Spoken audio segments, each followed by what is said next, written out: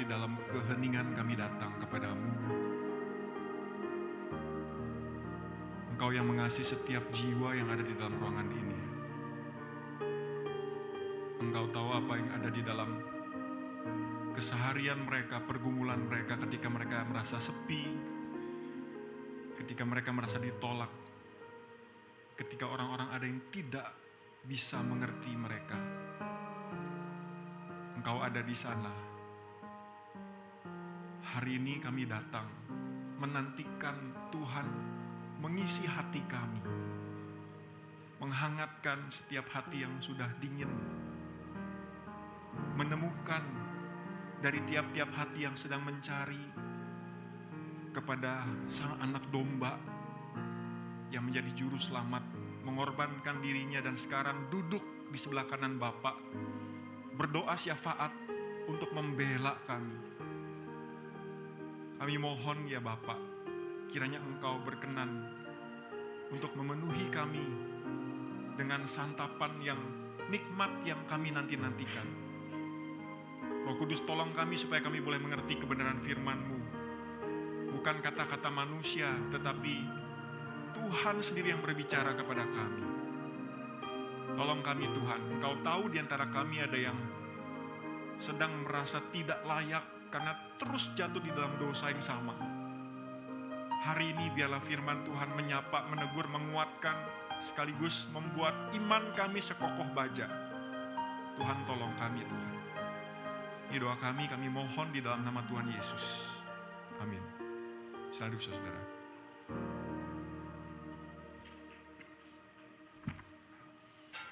Saudara, saya dikasih tema yang bagi saya rasanya kok berat sekali ya. Misi Kristus, Christ Mission.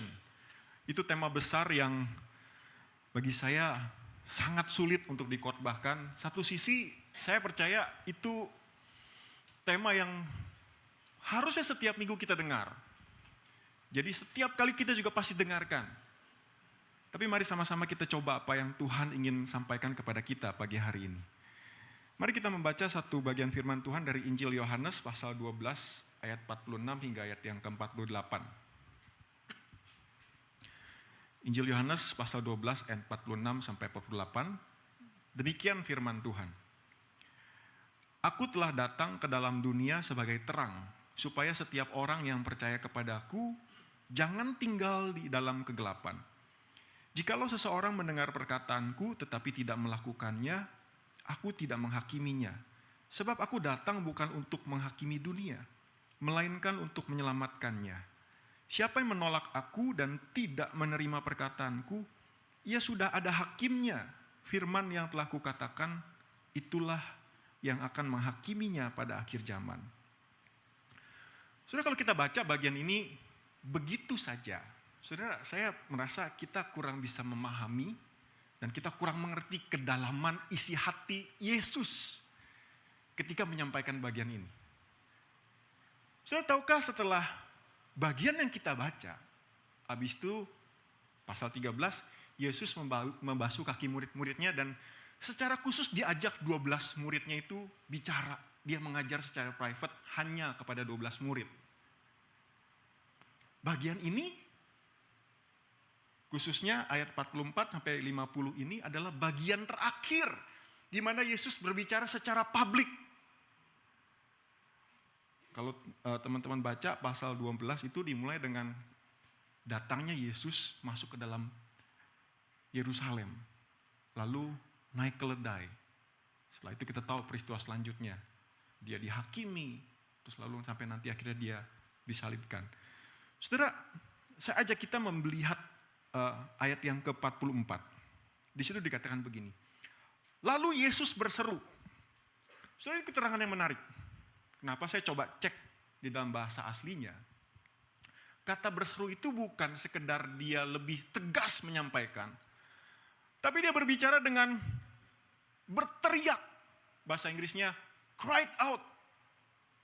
Berteriak. Dan beberapa penafsir dan teolog juga berkata begini. Dia bukan cuma sekedar berteriak. Tapi dia dengan persisten. Seakan-akan dia ngotot. Please. Ini kalimat terakhirku yang akan kusampaikan dan ini penting sekali. Jadi saya merasa begini ketika Yesus menyampaikan bagian firman Tuhan ini, dia mengatakannya bukan, aku telah datang ke dalam dunia sebagai terang. Enggak ada lagi kata-kata yang santai, santui, damai. Tapi karena kengototannya, dan dia tahu ini waktu terakhir, aku bisa menyampaikan kepada orang-orang yang mendengarkanku. Saya percaya jadi Yesus menyampaikan seperti ini. Aku telah datang ke dalam dunia sebagai terang, supaya setiap orang yang percaya kepadaku jangan tinggal dalam kegelapan. Jikalau seseorang mendengar perkataanku tetapi tidak melakukannya, aku tidak menghakiminya. Sebab aku datang bukan untuk menghakimi dunia, melainkan untuk menyelamatkannya. Siapa yang menolak aku dan tidak menerima perkataanku, ia sudah ada hakimnya. Firman yang telah kukatakan, itulah yang akan menghakiminya pada akhir zaman. Apakah seperti itu atau lebih ekstrim dari itu saya nggak tahu. Tapi kalau teman-teman sudah pernah nonton The Chosen, teman-teman tahu Yesus jarang sekali berteriak dan ngomong dengan keras.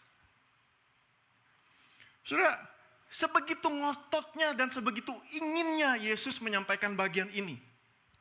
Karena ini bagian terakhir dari khotbah di depan publik. Nah, saudara, bagian firman Tuhan ini disampaikan kira-kira ada di mana, tahu gak?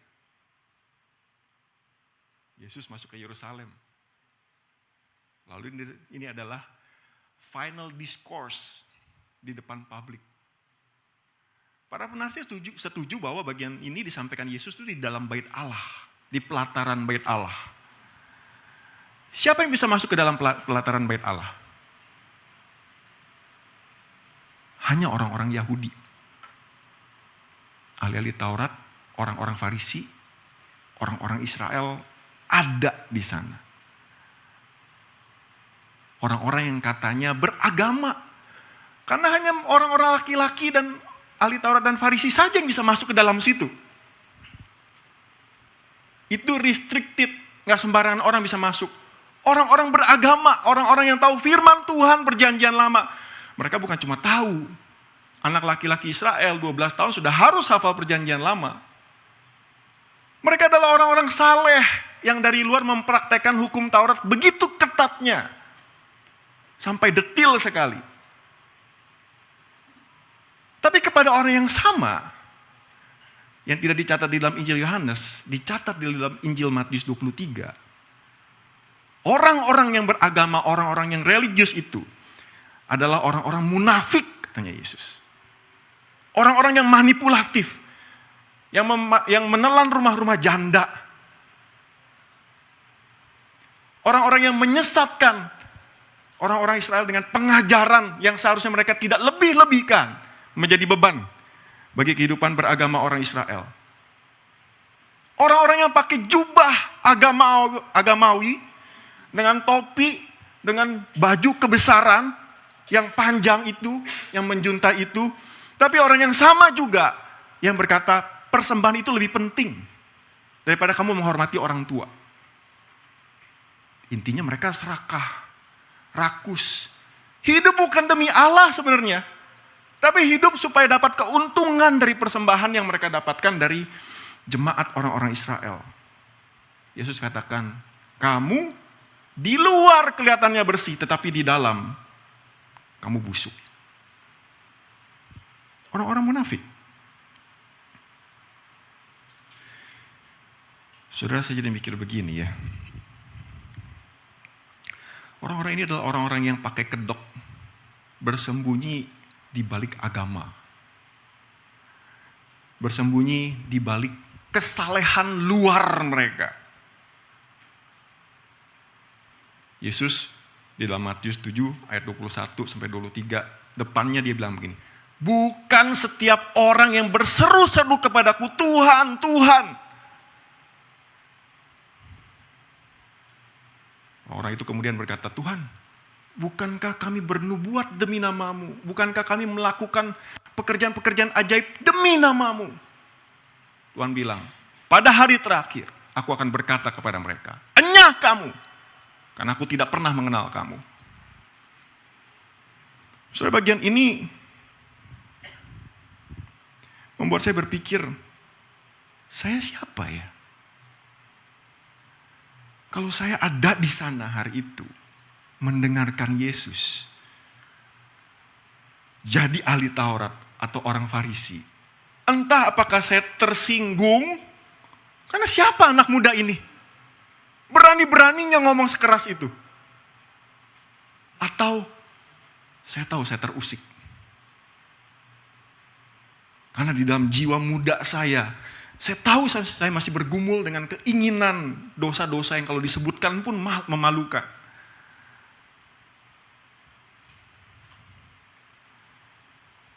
Saya tahu sebagai hamba Tuhan, seharusnya menjaga kekudusan.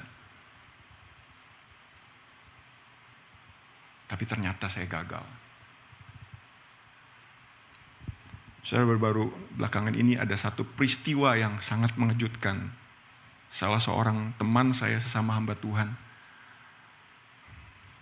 Dia jatuh dalam dosa seksual di dalam jemaat. Bukan GKY, saudara-saudara ya.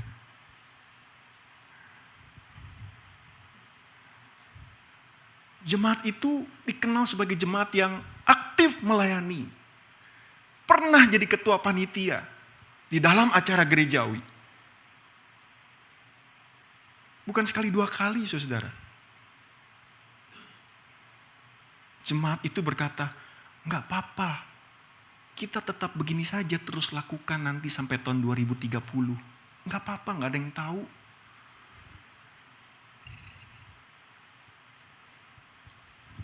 Saudara, siapa kita? Kalau kita waktu itu ada di sana. Saudara duduk manis di sini, nggak ada yang tahu pergumulan masing-masing seperti apa. Apakah berani menceritakan dosa-dosa itu?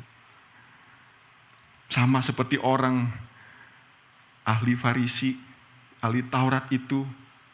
Apakah kita adalah orang-orang yang manipulatif, yang menggunakan firman Tuhan untuk membuat orang lain terkesan, yang berdiri di atas mimbar, lalu berpikir dengan kemampuan saya berbicara, saya bisa mempengaruhi orang, yang diam-diam kasih persembahan cuma sedikit, padahal tahu seharusnya bisa lebih dari itu. Saudara, kita hidup di dalam dunia yang gelap sekali. Saudara tahu seberapa gelapnya? Pernah ngerasain gelap? Coba kita mati lampu yuk, semuanya. Coba kita lihat seberapa gelap. Semuanya. Wah, masih ada lampu, gak seru. Nah, di luar masih kelihatan, masih ada lampu. Saudara kalau pindah, gak ketahuan ya. Lakukan apa, gak ketahuan. Karena gak ada cahaya. Kalau ini benar-benar black out, lalu saya minta saudara maju ke depan, lalu kemudian cari pintu keluar, saudara belum tentu sekali jalan langsung bisa ketemu.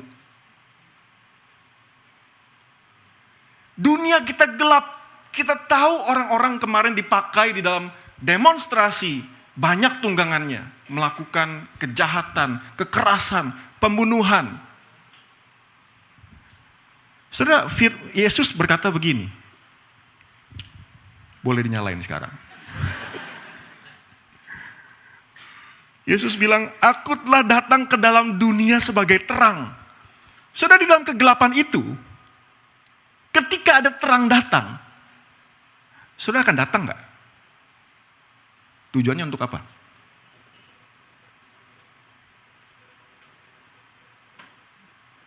Karena banyak orang belum tentu datang dengan motivasi dan tujuan yang benar. So Yesus bilang, aku telah datang ke dalam dunia sebagai terang, supaya setiap orang yang percaya kepadaku jangan tinggal di dalam kegelapan. Secara sederhana kita setiap kali dengar ketika kita datang kepada Tuhan, kita diselamatkan dan kita hidup di dalam terang. Tapi mari kita berpikir lebih jauh, apakah kita sudah meninggalkan kegelapan itu dan benar-benar ikut terang itu? Saudara, di dalam Injil Yohanes, pasal yang keempat, Yesus bertemu dengan seorang perempuan Samaria. Saudara tahu cerita itu ya? Yesus mencari seorang perempuan Samaria. Daerah yang seharusnya dia tidak lewati, yang seharusnya orang Yahudi itu ketika melewati daerah Samaria, dia akan memutar untuk turun ke Yerusalem. Tapi Yesus sengaja pergi mencari seorang Samaria. Saudara ingat Yesus pernah mengutus murid-murid, dia bilang begini, jangan pergi ke orang Samaria. Makanya saya sangat-sangat kagum sekali ketika Yesus berkata, kita harus melalui Samaria. Saudara cari seorang perempuan di dalam dialog yang kemudian perempuan itu bertobat. Tapi dalam dialog itu sangat menarik sekali.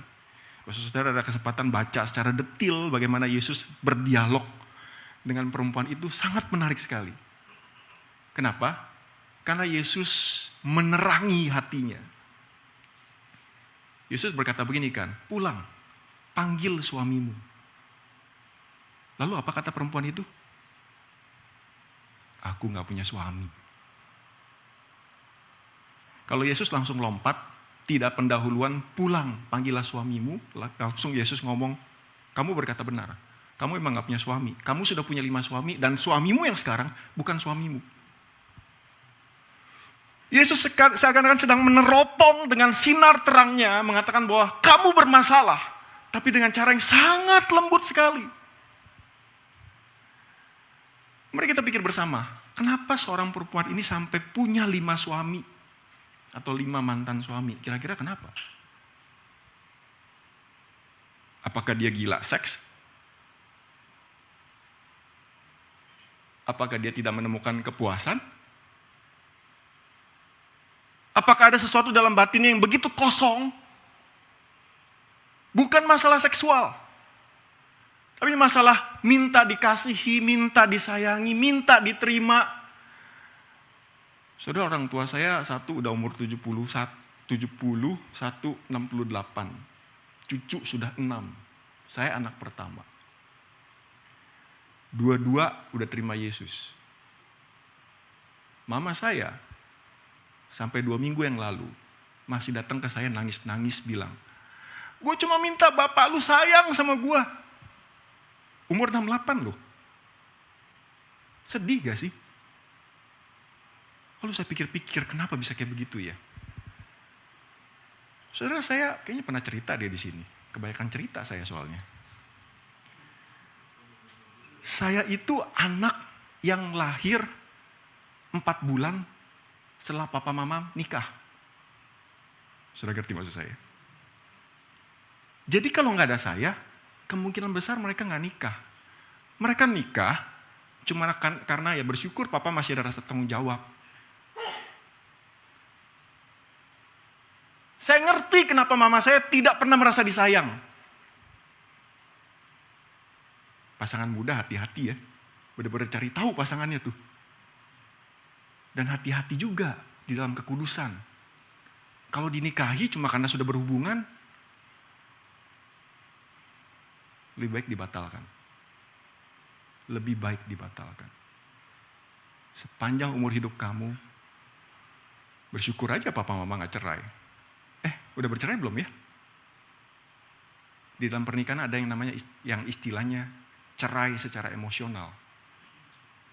Masih satu ranjang, tapi bukan suami istri lagi. Mungkinkah perempuan ini gak tahan, dia cari ke pribadi laki-laki yang lain. Gak tahan, gak dapatkan, cari lagi. Tetapi waktu itu ketika dia bertemu dengan Yesus, akulah terang. Waktu itu dia ngomong akulah terang sih. Ngomongnya apa? Akulah. Gak tahu, gak baca Alkitab. Akulah air hidup. Akulah air hidup. Minumlah dariku. Yang menarik respons perempuan itu. Kenapa? Dia datang siang hari. Siang itu bukan waktu orang timba air. Panas. Timur Tengah.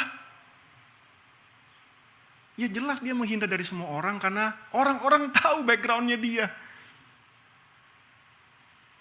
Tidur dengan 6 laki-laki. Dia menghindar dari orang banyak.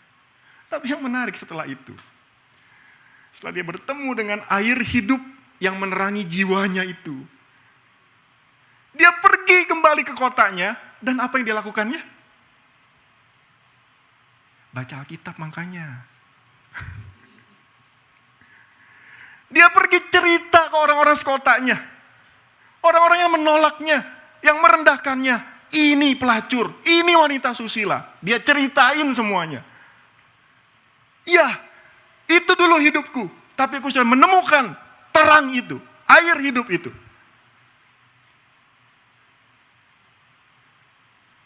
Saudara, when we encounter God, ketika kita bertemu dengan Tuhan, seharusnya hidup kita diubahkan. Setuju? Benar-benar sudah diubahkan?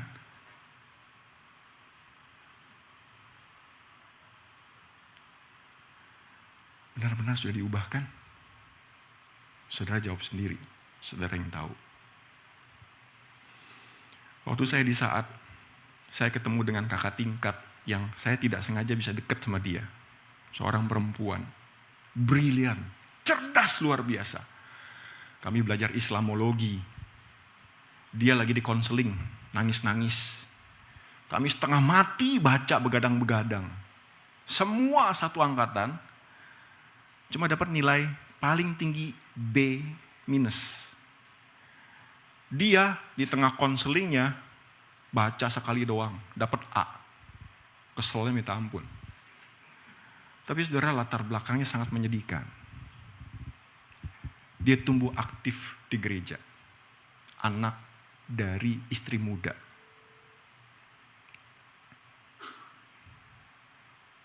Papa tidak pernah hadir dalam hidupnya. Dia mencari. Sampai akhirnya dia tidur dengan 8 laki-laki waktu dia SMA. Saudara, dia tidak pernah bisa menyebut Allah sebagai Bapa.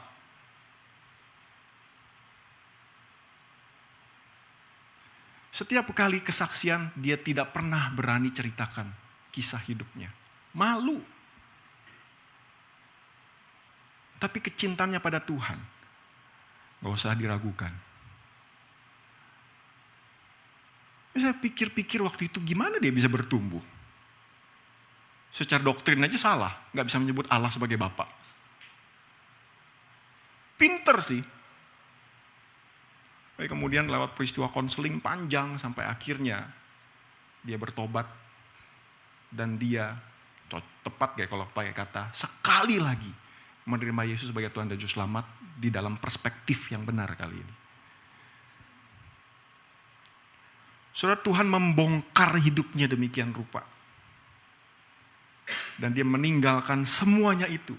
Kegelapan ternyata bukan cuma soal dosa. Kegelapan juga ternyata adalah akibat dosa yang terus kita pegang-pegang menjadi anak kesayangan kita. Yang seharusnya kita sudah lepaskan, Yesus sudah lepaskan, sudah bayar lunas semuanya hutang itu.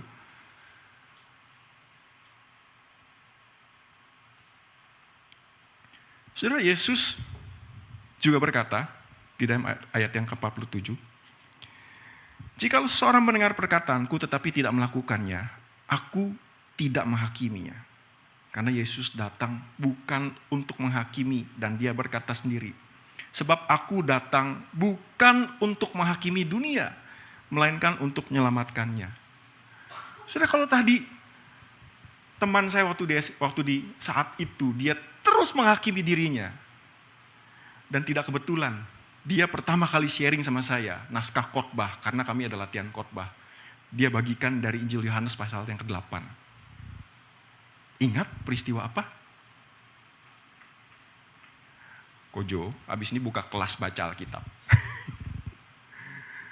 Saudara, itu perempuan berzina yang ketangkap basah. Lalu kemudian sengaja ditaruh di tengah-tengah ketika Yesus sedang mengajar seluruh orang banyak waktu itu. Dan mereka ingin menjebak Yesus. Guru, perempuan ini kedapatan berzina. Di dalam hukum Musa, perempuan yang seperti ini harus dilempari batu sampai mati. Apa jawab Yesus?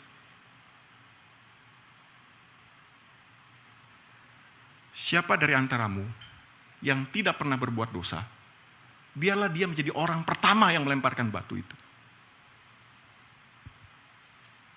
Gak ada yang lemparin batu. Satu-satu pergi. Mulai dari yang paling tua. Itu kata yang menarik. Kenapa sampai disebut mulai dari yang paling tua? Tahu gak? Kenapa? Karena dosanya paling banyak. Maaf ya, Bapak Ibu yang lebih senior. Secara logika ya mungkin ya. Makin tambah usia, makin banyak kita bikin dosa. Sampai akhirnya semua tinggalkan tempat itu dan tinggal berdua sama Yesus. Pribadi yang paling pantas mengulurkan tangannya dan melemparkan batu kepada si perempuan yang kedapatan berzina. Tapi jawab Yesus menarik sekali. Teman-teman baca di situ. Di mana orang-orang itu? Tidakkah ada orang yang melemparkan batu kepadamu? Tidak ada Tuhan. Aku pun juga. Aku tidak akan menghakimi kamu.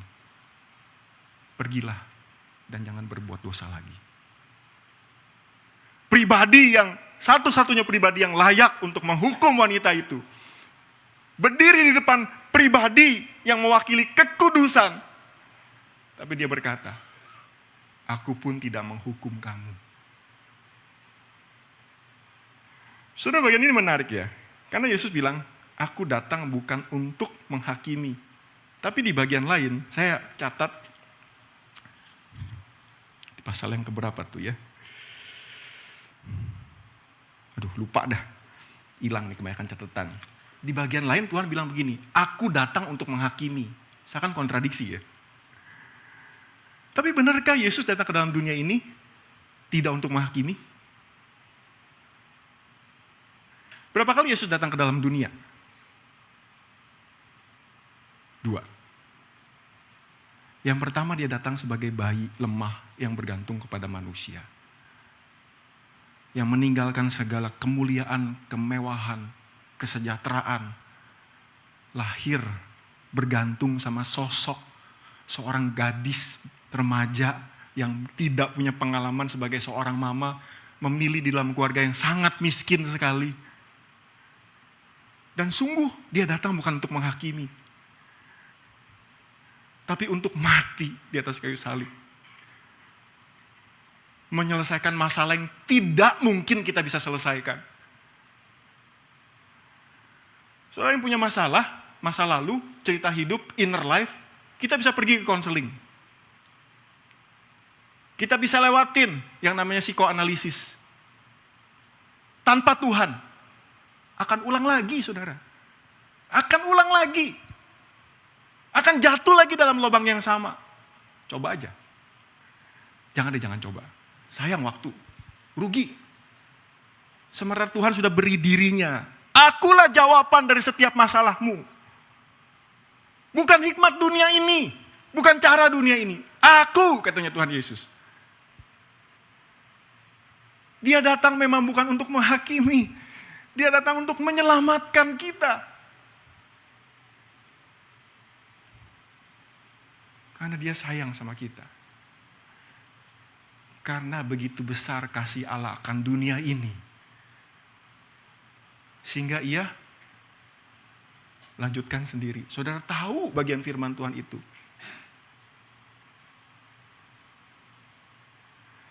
Saudara, Yesus datang bukan untuk menghakimi. Misinya adalah untuk menyelamatkan. Misinya adalah membuat kita yang hidup di dalam kegelapan. Terikat di dalam belenggu kegelapan. Untuk masuk ke dalam terang. Tapi ada syaratnya. Yesus dengan jelas bilang begini. Seseorang itu harus mendengar perkataanku. Mendengar perkataanku. Mendengar perkataanku. Saudara, orang bertumbuh tidak mungkin tanpa firman dan doa. Tidak mungkin. Tidak mungkin. Beberapa waktu lalu saya sharing sama beberapa hamba Tuhan yang senior. Saya kok nggak pernah merasa, nggak tahu di tempat ini ya. Tapi sepengalaman saya di GKI, ini bukan jelek-jelekin, nanti boleh diedit lah ya Ko Johan ya. Selama saya di pelayanan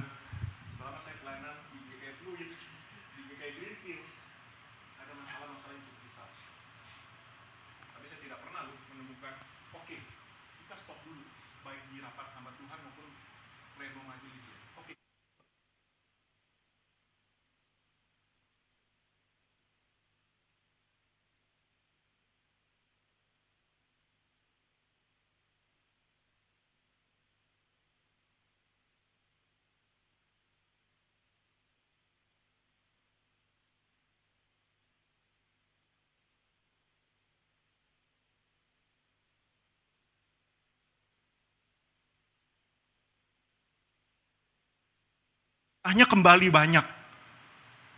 Tapi apa isinya? Orang-orang yang masih terluka. Orang-orang yang tidak membiarkan dirinya diterangi oleh kasih Tuhan, dihangatkan. Apa artinya dengan jumlah? Dengan bagusnya yang ditampilkan di sini. Apa artinya? Orang yang dari mulut yang sama mengatakan, perintah Tuhan, kita harus mengasihi saudara kita. Tapi di bawah, saya nggak usah lanjutin deh ya. Masih terbelenggu. Masih terbelenggu. Saudara, sedih ya. Tapi itu faktanya. Saya berdoa supaya di antara kita nggak ada yang seperti itu. Surah Injil Yohanes, ini bagian yang terakhir. Sebelum pasal 12. Sebelum Yesus ngomong secara publik kepada ahli Taurat dan orang-orang Farisi, kepada orang-orang Israel. Injil Yohanes itu sudah menjelaskan, Tuhan sudah menunjukkan 7 tanda yang membuktikan bahwa dia adalah Mesias. 7 ajaran yang secara spesifik diarahkan tentang pertobatan, terima dia sebagai juru selamat, hidup baru. Sudah cukup, 7 dan 7 itu sudah cukup. Tapi tetap ketika Yesus meneriakkan ini, orang-orang ini tidak bertobat. Orang yang sama yang kepadanya Yesus berbicara. Orang yang sama pula yang menyalibkan Yesus. Saudara, jangan sampai kita jadi orang yang seperti itu. Di GKI Karawaci sekarang lagi bulan misi. Minggu ketiga, minggu keempat ada KKR. Datang ya? Enggak deh. Ini juga lagi bulan misi kan?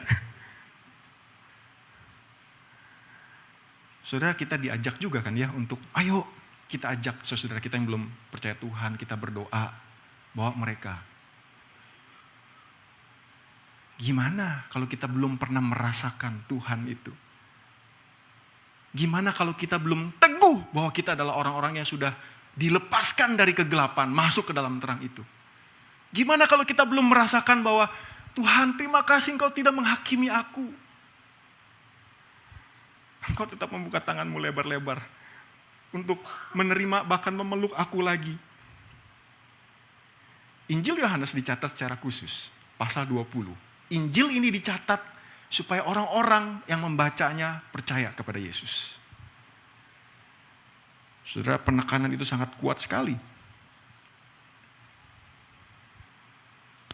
Biar kiranya firman Tuhan yang pagi hari ini kita renungkan secara singkat. Mengingatkan kita kembali siapa kita di hadapan Tuhan. Bagaimana kita harus menjalani kehidupan kita ke depan sebagai anak-anak terang.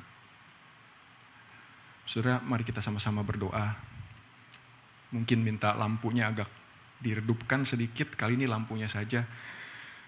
Saudara, saya sekali lagi nggak tahu masalah apa yang saudara sedang hadapi, sedang gumulkan.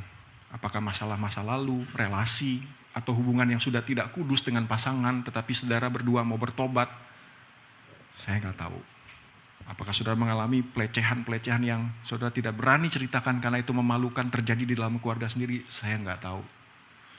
Tapi saudara, kalau hari ini firman Tuhan berbicara kepada kita, saudara ambil sikap yang saudara rasa nyaman.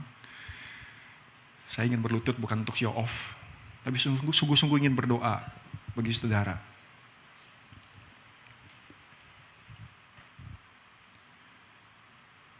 Abah, Bapa, Abah, Engkau yang tahu setiap kami. Engkau tahu kami hidup di dalam kemudahan kami yang banyak sekali tantangan, banyak sekali godaan. Secara khusus kami membaca 2 perempuan Samaria dan perempuan yang kedapatan berzina. Apakah itu pesan kuat yang Abah sedang coba sampaikan kepada kami karena ada jemaat, ada anak-anakmu yang sedang bergumul dengan masalah itu? Abah, Engkau yang tahu. Abah yang singkapkan. Terima kasih karena Engkau datang. Bukan untuk menuduh kami, bukan untuk menghina kami, bukan untuk menghujat kami, bukan untuk merendahkan kami dan terus berkata dalam hati kami, Engkau tidak layak, karena Engkau tidak kudus. Aku jijik kepadamu. Tapi Engkau Bapa yang mengulurkan tangan-Mu, memberikan pundaknya tempat kami menangis. Memeluk kami dengan hangat, membelai kepala kami dan berkata, aku tahu sakit anakku. Aku tahu aku pernah merasakannya. Dan untuk kondisi inilah aku datang untuk bagimu. Aku ingin membebaskanmu. Aku menyayangimu. Percayalah kepadaku. Percayalah kepada firman-Ku. Aku mengasihimu lebih dari yang kau sadari, lebih dari yang kau tahu. Aku ingin menyelamatkanmu. Tinggalkanlah dosa-dosamu itu. Aku tidak menghakimu. Namun tinggalkanlah dosa-dosamu itu. Dan sungguh-sungguh hidup berbalik 180 derajat. Jika ada ikatan-ikatan masa lalu, biarlah di dalam nama Tuhan Yesus, Bapa, kami putuskan hubungan kuasa dengan kuasa-kuasa jahat. Bahkan kalau hubungan kami dengan pacar kami, atau dengan rekan kerja kami, dengan rekan pelayanan kami yang Bapak tahu ujungnya akan membuat kami jatuh ke dalam ketidakkudusan. Apapun harganya, karena demi supaya kami bisa hidup kudus dan memperkenankan hati Aba, kami tolong Tuhan berikan keberanian untuk menyetop semuanya dan mempersembahkan hidup kami bagi Tuhan. Karena Engkau layak, pribadi satu-satunya yang layak untuk menerima hormat, puji, kemuliaan, dan kuasa sampai selama-lamanya. Aba, berkatilah anak-anak muda di tempat ini. Engkau punya rencana yang besar, 7-8 tahun. Waktu yang tidak mudah. Tapi Tuhan sudah buktikan kesetiaan-Mu memakai sing untuk menjadi berkat bagi anak-anak muda. Aba, kiranya Engkau terus persiapkan anak-anak-Mu. Karena di depan sana banyak tuayan yang sedang menanti. Terima kasih Aba. Kuduskanlah kami terus dengan firman-Mu. Di dalam nama Tuhan Yesus kami berdoa. Amin.